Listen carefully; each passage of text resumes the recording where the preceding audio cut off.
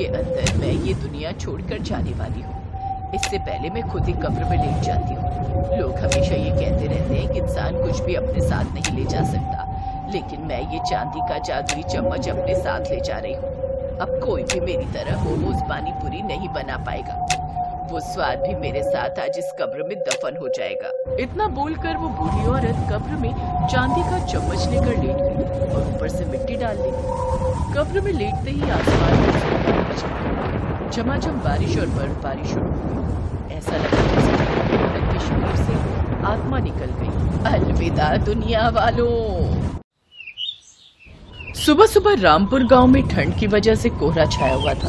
उस गांव में एक बहुत ही सुंदर बाजार लगा करता था। उसी बाजार में नंदिता नाम की एक बहुत ही गरीब लड़की फटे पुराने कपड़े पहनकर रो रही थी। मोमोज पानी पूरी वाली अम्मा कहाँ चली गई? अम्मा कहाँ चली गई तुम? तभी वहाँ से एक आदमी गुजरते हुए बोला, अरे मोमोज पानी पूरी वाली अम्मा अब शायद इस दुनिया में नहीं रही। हम सब भी सुबह से उनकी राह देख रहे थे। इतना कहकर वो आदमी वहाँ से चला गया। इधर नंदिता का रो रो कर बुरा हाल होने लगा। अम्मा तुम हमको छोड़कर कहाँ चली गई? इस पूरी दुनिया में तुम ही तो हमारा सहारा थी। रोज हमको अपने स्वादिष्ट मोमोज पानी पूरी खिलाती थी और पैसे भी नहीं लेती थी। अब तो हम भूखे मर जाएंगे ना। उसे रोते हुए बाजार में सभी देखने लगे। तभी एक औरत नंदिता के पास में आई और उसे गुस्से में ताने देने लगी। क्यों फालतू में आंसू बहा रही हो? तुझे मुफ्त में पानी पूरी नहीं खाने को मिलेंगे ना, बस इसीलिए तू रो रही है। अरे उन बूढ़ी अम्मा से कुछ सीखो। बेचारी बुजुर्ग होते हुए भी काम करती थी और तुम भरी जवानी में भीख मांगती हो। इतना कहकर वो औरत वहाँ से चली गई। नंदिता को भूख लगी थी, इसलिए वो बाजार में हर दुकान पर जाकर भीख मांगने लगी, लेकिन हर कोई उसे भगा देता था। जब वो नहीं मानी तब वहाँ मौजूद सभी लोग उसके ऊपर टमाटर फेंक फेंक कर मारने लगे। अरे मारो इसको, मारो। इट्टी कट्टी होकर भीख मांगती है, भिखारन कहीं की। हमको आप लोग ना मारो, हम अनाथ है इसीलिए भीख मांगते हैं। हमको कोई काम पर नहीं रखता तो क्या करे? नंदिता की बात किसी ने नहीं मानी, इसीलिए वो रोती हुई सिग्नल पर आ गई और सड़क के किनारे एक फटा कंबल ओढ़कर बैठ गई। वहाँ पर वो आते जाते लोगों से भीख मांग रही थी, पर वहाँ पर भी उसे कोई भीख देने को तैयार नहीं था। इसीलिए वो सीधा पास के एक मंदिर चली गई और भगवान के सामने प्रार्थना करने लगी। भगवान, तुमने तो पहले हमारे माँ बाप हमसे छीन लिए। एक अम्मा ही हमारा सहारा थी, वो भी हमें छोड़कर चली गई। अरे इससे अच्छा तो हमको भी अपने पास ही बुला लेती। कम से कम इस बेरहम दुनिया से तो छुटकारा मिल जाता।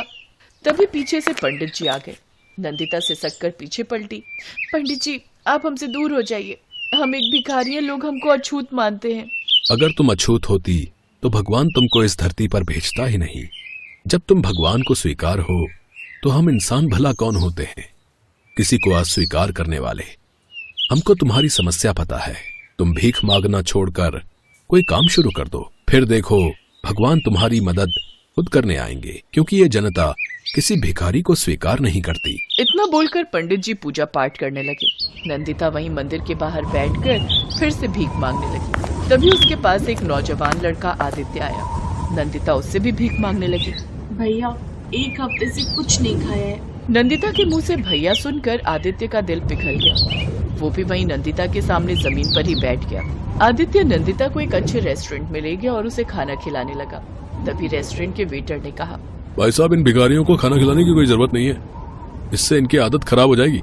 वेटर के इतना बोलते ही आदित्य को इतना गुस्सा आया कि उसने खाने की प्लेट उठाकर वेटर के मुंह पर मार दी। उसके बाद उसने बिल पे किया और दूसरे रेस्टोरेंट में जाकर खाना खाने लगा।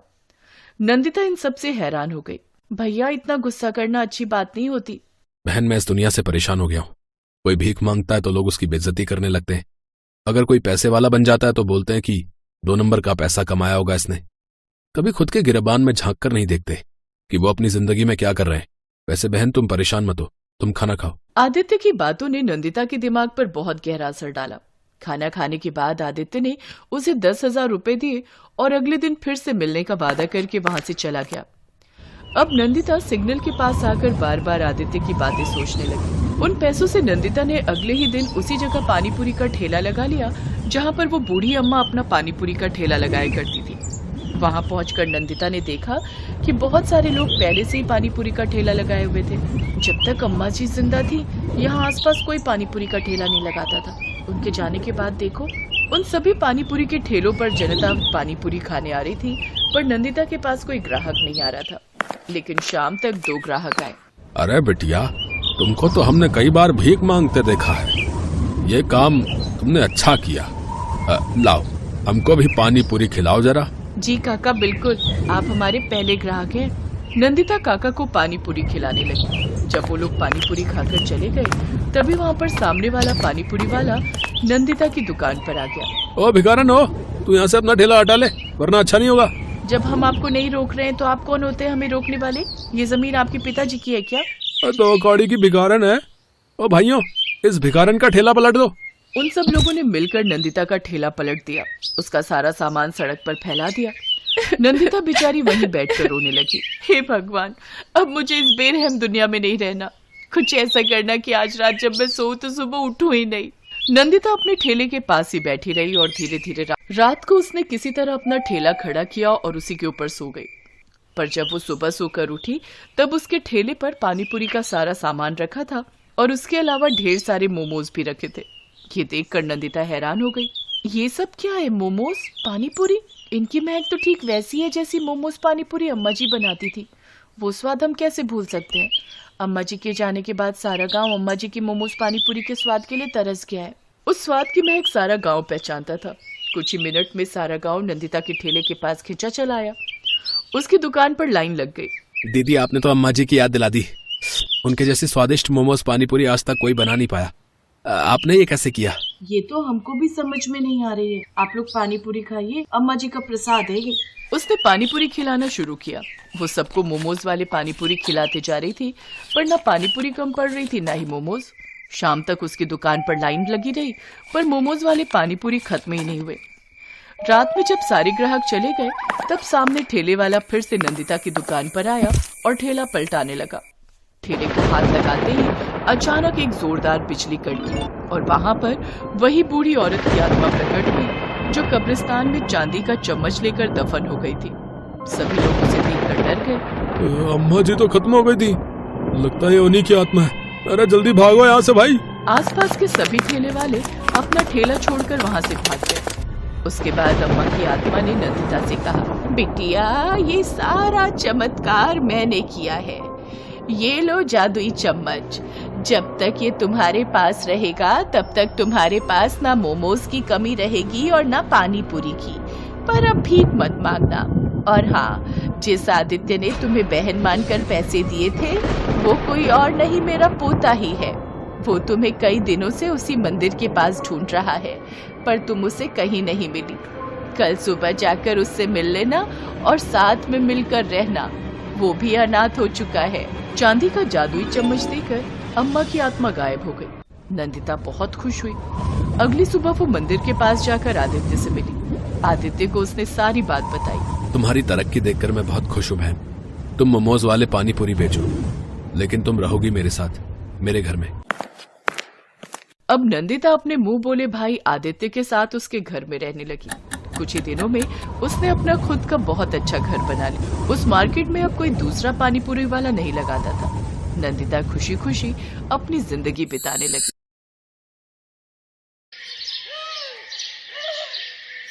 रूपनगर में सीमा अपने बड़े लेकिन गरीब ससुराल में रहती थी। उसके ससुराल में उसके सास ससुर, पति और 4 साल की बेटी रूही थी। सीमा का पति अशोक एक फैक्ट्री में गार्ड का काम करता था। एक रात काम पर जाते वक्त उसका एक्सीडेंट हुआ और उसके दोनों पैरों में गहरी चोट लग गई और कुछ महीने के लिए डॉक्टर ने उसे बेड रेस्ट के लिए बोल दिया था। अशोक की ऐसी हालत देख फैक्ट्री के मालिक ने उसको बिना तनख्वाह दिए छुट्टी पर भेज दिया। इसलिए घर खर्च चलाने के लिए सीमा ने लोगों के घरों में काम करना शुरू कर दिया। क्या नाम है तुम्हारा? जी सीमा। देखो सीमा, घर की साफ सफाई, झाड़ू पोछा, बर्तन, कपड़े, ये सब काम तुम्हें करने होंगे और इसके बदले में मैं तुम्हें 3000 दूंगी, ठीक है? जी मालकिन, मैं कल से आ जाऊंगी। अगले दिन से सीमा काम पर चली गई। सीमा, घर की साफ सफाई हो गई हो तो फिर जरा किचन भी अच्छे से साफ कर देना। और हाँ, जब जाएगी तो एक बार मुझे फुट मसाज दे देना। उफ, कल शॉपिंग करके आई हूं ना तो पैर बहुत दुख रहे हैं। ठीक है मालकिन, मैं कर दूंगी। सारा काम निपटाकर मालकिन की फुट मसाज करके सीमा घर लौटती है। थकी हारी सीमा घर लौटी तो उसकी ऐसी हालत देखकर अशोक बोला, मुझे माफ करना सीमा, आज मेरे कारण तुम्हें दूसरों के यहाँ ये सब काम करना पड़ रहा है। ये आप कैसी बातें कर रहे हैं जी? जिंदगी में उतार चढ़ाव तो आते ही रहते हैं और बुरा वक्त ही तो है, आज नहीं तो कल कट जाएगा। सीमा एक जिंदा दिल औरत थी, उसमें बहुत हिम्मत थी, वो हर मुसीबत से लड़ना जानती थी। सीमा के ससुराल वाले बहुत ही अच्छे थे। सीमा काम पर जाती तो उसके सास ससुर घर का सारा काम संभाल लेते, लेकिन मालकिन द्वारा दिए गए पैसों से सीमा और उसके परिवार का गुजारा बस उतना ही हो रहा था कि उन्हें 2 वक्त का खाना मिल जाता था। सीमा अपनी मालकिन रश्मिका के घर के सारे काम करती। कभी कभी अगर खाना बनाने वाली नहीं आती तो सीमा खाना भी बना देती। अरे वाह सीमा, तुम तो बहुत बढ़िया खाना बना लेती हो। जी मालकिन, मुझे सब कुछ बनाना आता है, इडली, सांभर, नूडल्स, मोमोज। अरे वाह, फिर तो तुम बड़ी ही टैलेंटेड हो। ऐसे ही समय बीता। एक रोज रश्मिका के बर्थडे पर उसकी कुछ फ्रेंड्स उसके घर आने वाली थी। रश्मिका के सोसाइटी के पास एक बहुत ही नामी रेस्टोरेंट था। रश्मिका ने अपने बर्थडे पर अपने सभी फ्रेंड्स को वो मोमोज खिलाने का प्रॉमिस किया था, लेकिन अपने बर्थडे वाले दिन जब रश्मिका ने उस रेस्टोरेंट में फोन किया तो वो बंद था। ओह नो, इसको भी आज ही बंद होना था, अब मैं क्या करूं? तभी उसकी नजर काम कर रही सीमा पर जाती है। उसने सीमा को सारी बात बताई। लेकिन मालकिन, मैं वो होटल जैसे मोमोज नहीं बना पाऊंगी और तीखी चटपटी चटनी तो मुझे बनानी ही नहीं आती। अरे कौन सी बड़ी बात है, यूट्यूब पर तू उसकी रेसिपी देख ले, सामान मैं मंगवा देती हूँ। वैसे भी तो तू खाना अच्छा बना लेती है, मोमोज भी बनाई लेगी अच्छे से। रश्मिका ने यूट्यूब ऑन कर दिया, जिसे देख सीमा मोमोज और स्पाइसी चटनी बनाने लगी। वो वीडियो देखकर सीमा ने वेज मोमोज, चिकन मोमोज और पनीर मोमोज बना दिए। फिर सीमा ने सबको स्नैक्स सर्व किए, साथ ही चटपटे मोमोज भी खाने को दिए। वाह यार, क्या मोमोज है! सच में इस स्पाइसी रेस्टोरेंट का भी जवाब नहीं। कमाल के कुक हैं इसके। अरे ये कमाल मेरी कुक, मेरा मतलब है मेट सीमा का है। वो रेस्टोरेंट तो आज बंद था, इसलिए मैंने इसे ही बोल दिया बनाने को। क्या सच में? लेकिन इन्हें खाकर तो ऐसा लग रहा है जैसे किसी महंगे रेस्टोरेंट से मंगवाए हो। सचमुच जवाब नहीं इसका। उन सब ने ज्यादातर मोमोज ही खाए। सबको मोमोज इतने पसंद आए कि मोमोज ही कम पड़ गए। सीमा भी अपनी तारीफ सुनकर बहुत खुश थी। घर आकर उसने ये बात अपने ससुराल वालों को बताई। हमें तो पहले ही पता था हमारी बहू बड़ी हुनर वाली है, जो भी काम करती है दिल से करती है और उसमें जान डाल देती है। ऐसी बात है तो माँ कभी हमें भी मोमोज बनाकर खिलाओ, वो भी चटपटे वाले। ठीक है मेरी बच्ची, मैं कल ही तुम सबके लिए बिल्कुल वैसे ही मोमोज बनाऊंगी। अगले दिन सीमा ने घर में मोमोज बनाए और सबको खाने को दिए। मैं ना कहती थी मेरी बहू के हाथों में तो जादू है, जादू। अरे मैं तो कहती हूँ तू लोगों के घरों का काम छोड़कर मोमोज बनाना शुरू कर दे, अच्छी कमाई हो जाएगी। लेकिन इन सब के लिए पैसे कहाँ से आएंगे? मैंने कुछ पैसे जोड़ कर रखे हैं बहू। जब राशन के लिए पैसे देती थी तो उसमें से मैं थोड़ी बचत कर लेती थी बुरे समय के लिए। अब उन्हीं पैसों से मोमोज बनाने का सामान आएगा। सीमा की सास कनस्तर में छुपाए हुए उन पैसों को ले आती है और सीमा को दे देती है, लेकिन वो सिर्फ 1800 रुपए ही थे। ये देख सीमा उदास हो जाती है। क्यों उदास होती है बहू? हर काम की शुरुआत छोटे से ही होती है। आप ठीक कह रही हैं माँ जी, अब मैं इसी से अपना काम शुरू करूंगी। अगले दिन से सीमा ने रश्मिका के घर का काम छोड़ दिया। फिर वो बाजार गई और मोमोज बनाने का सामान ले आई। सामान लाते वक्त उसकी नजर रास्ते में एक टोकरी वाले पर गई। ठेला तो बहुत महंगा आएगा, तो क्यों ना मैं टोकरी में ही मोमोज रखकर बेचूं? ये सोचकर सीमा ने टोकरी ले ली और घर आकर सारा दिन मेहनत करके उसने मोमोज और चटपटी चटनी बनाकर तैयार कर ली। फिर शाम को सीमा अपने सर पर मोमोज और चटपटी चटनी के साथ में म्यूनिस से भरी टोकरी लेकर उन्हें बेचने निकल गई। वो गली मोहल्लों में घूम घूम कर चटपटे मोमोज बेचने लगी। चटपटे मोमोज ले लो, स्वादिष्ट स्वादिष्ट चटपटे मोमोज, जो एक बार खाएगा उंगलियां चाटता रह जाएगा। तभी एक औरत उसके पास आई।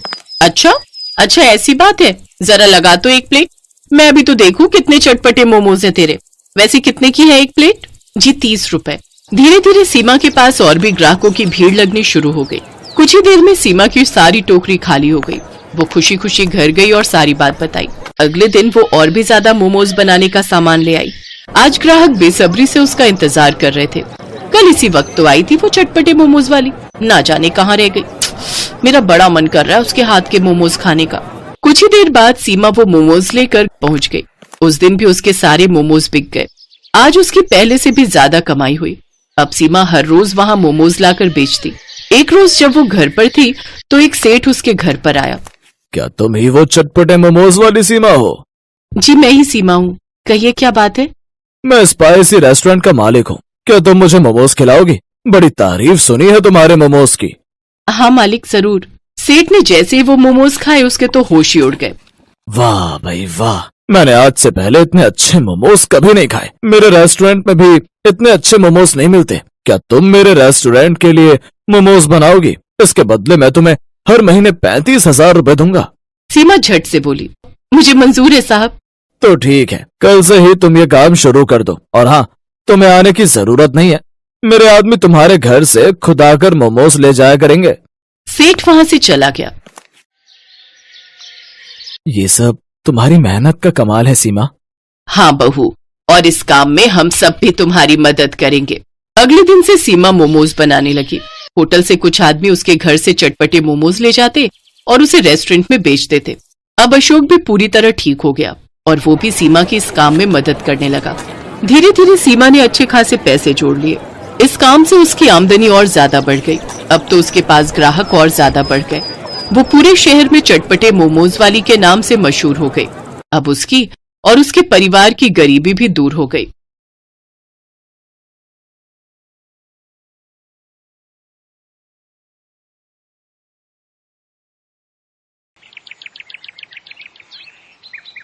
शहर के भीड़ भाड़ वाली बाजार में एक छोटी सी ठेली थी जहां हर शाम एक महिला पानी पूरी बेचने आती थी। उसका नाम था सीमा। उसकी ठेली की खास बात ये थी कि वो 5 अलग अलग तरह के पानी पूरी बेचती थी। उसकी पानी पूरी की खुशबू पूरे बाजार में फैल जाती और दूर दूर से लोग उसकी ठेली पर पानी पूरी खाने आते थे। सीमा की पानी पूरी में सबसे बड़ी बात थी उसका स्वाद और मेहनत। हर सुबह वो ताजी चटनी और मसाले तैयार करती। उसके पास 5 तरह का पानी था, खट्टा मीठा पानी, तीखा पानी, पुदीना पानी, लहसुन पानी और आम पन्ना पानी। लोग दूर दूर से उसकी ठेली पर आते और अपनी पसंद का पानी मांगते। सीमा बहुत मेहनती थी। वो दिन भर खूब मेहनत करती थी। उसकी जिंदगी आसान नहीं थी।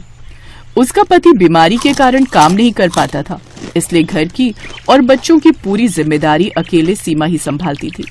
सीमा जिस जगह पर अपनी पानीपुरी का ठेला लगाती थी उसके सामने एक बड़ी किराने की दुकान थी जिसे रमेश नाम का एक बदमाश आदमी चलाता था। रमेश सुमन से बहुत चिढ़ता था और अक्सर ही उसे किसी न किसी बहाने बुरा भला बोलता रहता था। इसका सबसे बड़ा कारण था सुमन की ठेली पर ग्राहकों की भीड़ लगना। ओ सुमन, मैंने तुझे कितनी बार बोला कि मेरी दुकान के पास से अपने ग्राहकों के साइकिल स्कूटर खड़े मत होने दिया कर। किसी दिन तेरी शिकायत पुलिस को कर दी तो तू ठेली लगाने लायक नहीं रह जाएगी। भैया जी, वो सफेद स्कूटी आपकी है, जरा हटा लो। ये दुकानदार ऐसे ही है, बेकार में बात बढ़ा देगा। अरे भाई, इतना भड़क क्यों रहे हो? 2 मिनट खड़ी तो की है। ये बड़ी अच्छी बात हुई। पानी पूरी तुम उसके ठेले पर खाओ और अपनी स्कूटी यहाँ मेरी दुकान के आगे रखो। हाँ, अरे हटाओ अपनी स्कूटी भाई, यहाँ से मुझे दुकान में जाने का रास्ता बनाना है। रमेश को अक्सर ऐसी ही सीमा से जलन होती थी क्योंकि उसकी दुकान पर जितनी भीड़ नहीं जुटती थी उससे ज्यादा लोग सीमा की ठेली पर 5 तरह की पानीपुरी खाने के लिए जमा रहते थे। रमेश की साली कविता गांव से शहर आई हुई थी। कविता की आदत थी कि जहां भी फायदा नजर आए वो तुरंत उसमें कूद पड़ती। एक दिन वो अपनी बहन के साथ घूमते हुए रमेश की दुकान पर आई। क्या बात है जीजा जी, इतना गुस्साए हुए क्यों हो? अरे कविता, सुधा, तुम दोनों आज दुकान पर? कुछ नहीं, बस ऐसे। सुधा का मन हो रहा था बाजार घूमने का तो बस सोचा दुकान पर भी आ जाए।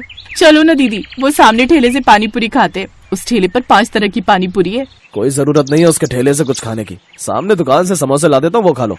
पर आप उस ठेले से पानीपुरी क्यों नहीं खाने दे रहे जीजा जी? आखिर ऐसी क्या बात है? क्या उसके पानीपुरी खराब होते हैं? नहीं, बस ऐसे। मुझे उसके ठेले पर बढ़ती हुई भीड़ पसंद नहीं है।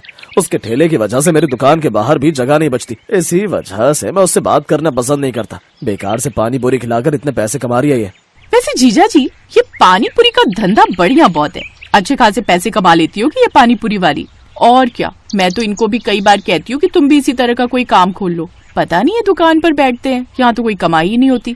इससे ज्यादा तो वो सुमन पानीपुरी वाली कमा रही है। अरे तो मेरे कोई 10 हाथ और 10 पैर तो नहीं है जो मैं एक साथ इतना काम संभाल सकूं। तुझे घर के कामों से फुर्सत नहीं है। इन सब कामों के लिए एक आदमी की जरूरत होती है जो सारा दिन ड्यूटी दे। जीजा जी, अगर मैं पानीपुरी का ठेला लगा लूं इतना तो कह सकती हूँ कि भीड़ तो मैं ऐसे ही ले आऊंगी। ये 5 तरह की पानीपुरी का ठेला जो लगा रही है, मैं इससे बढ़िया पानीपुरी तैयार कर दूंगी, पर पैसा तुम्हें लगाना होगा जीजा जी। हाँ हाँ क्यों नहीं, मैं तो पैसा लगा सकता हूँ, और मेरे तो दिल को ठंडक भी मिलेगी जब कोई इसको टक्कर देने वाला आएगा। मैं कल ही तुझे पानीपुरी का ठेला लगवा देता हूँ। पर तुझे पानीपुरी बनानी आती है ना? हाँ हाँ जीजा जी, बहुत बढ़िया पानीपुरी बनानी आती है। मैं गाँव में कभी कभी घर पर बना लिया करती थी, सब उंगलियां चाटते रह जाते थे। कविता की बात सुनकर रमेश के मन में लालच आ जाता है। उसके मन में तो वैसे भी सुमन के लिए ईर्ष्या थी, अब कविता का साथ मिलने से उसके मन में योजना भी आ गई। अगले 2 से 3 दिन में रमेश ने कविता को दुकान के बिल्कुल बराबर में 5 तरह की पानीपुरी का ठेला तैयार करके लगवा दिया। ठेला देखने में बहुत सुंदर था, शीशे वगैरह लगे हुए थे। ठेला लोगों को अपनी ओर आकर्षित कर रहा था, क्योंकि ठेला देखने में सुंदर होने के साथ साथ पानीपुरी के रेट भी बहुत कम थे, और कविता लोगों को आवाज लगाकर सस्ते पानीपुरी के लिए लालच दे रही थी। 10 रुपए में 5 तरह के स्वाद वाली पानीपुरी, इतनी सस्ती कभी नहीं खाई होगी। आइए आइए, 10 रुपए में 5 तरह की पानीपुरी खाइए। आज ग्राहक क्यों नहीं आ रहे? अरे ये सामने पानीपुरी का ठेला किसका है? रमेश ने अपनी साली को मेरे जैसा ही पानीपुरी का ठेला क्यों लगा कर दिया? किसी और चीज का भी तो लगा सकता था। कहीं न कहीं इसकी वजह से मेरे ग्राहक बहुत कम हो गए। अब रमेश की साली कविता की बिक्री बढ़ गई और सुमन की बिक्री पर असर आ गया। पता नहीं कविता की पानीपुरी में वो स्वाद भी नहीं था जो सुमन की पानीपुरी में था, फिर भी लोग कविता के ठेले से ही पानीपुरी खाते थे। सुमन ने अब रमेश की दुकान के सामने ठेला लगाना बंद कर दिया। अब वो दुकान से दूर बाजार में ठेला लगाने लगी। हालांकि उसे जगह के पैसे देने पड़ते थे, पर कहीं न कहीं उसे ये सुकून था कि उसे रमेश जैसे इंसान से मुंह नहीं लगना पड़ रहा था। कहते हैं इंसान की बेईमानी की सजा उसे एक न एक दिन मिल ही जाती है। ऐसा कविता और रमेश के साथ हुआ। कमाई अच्छी होने से रमेश के मन में लालच आने लगा। अब उसने सस्ते में पानीपुरी बनाने के बारे में सोचा। अरे जीजा जी, पानीपुरी बनाने के लिए ये तुम पुराने मसाले क्यों दे रहे हो? इस सूजी और आटे में तो कीड़े चल रहे हैं। अरे कविता मेरी प्यारी साली, ये सब हम जैसे बेईमान पानीपुरी वालों की ट्रिक होती है। हम वो नहीं है जो महंगा सामान लाकर घाटे में कमाई करें। मेरे से कुछ पानीपुरी वाले यही सूजी और यही आटा और बिल्कुल यही मसाले लेकर जाते हैं और आराम से उनकी पानीपुरी बिकती है। अभी तक तो उन्हें कोई शिकायत नहीं आई, इसलिए अब हमने भी यही आइडिया अपनाया है। सस्ते घटिया मसाले और आटे से बढ़िया पानीपुरी तैयार करनी है, इसमें हमारा मुनाफा है। वैसे भी ये सब मेरे लिए बेकार है, मैं तो फेंकने ही वाला था, तो सोचा क्यों ना तेरे पानीपुरी के ठेले के लिए इस्तेमाल कर लूं। समझ में आई अब? जीजा जी, कुछ भी कहो, तुम हो बहुत चालाक। रमेश और कविता दोनों ने मिलकर घोटाला शुरू कर दिया और फिर किसी ने खबर कर दी और फूड इंस्पेक्टर उनकी चेकिंग के लिए आ गए। हमेशा के लिए कविता का पानीपुरी ठेला सील कर दिया गया।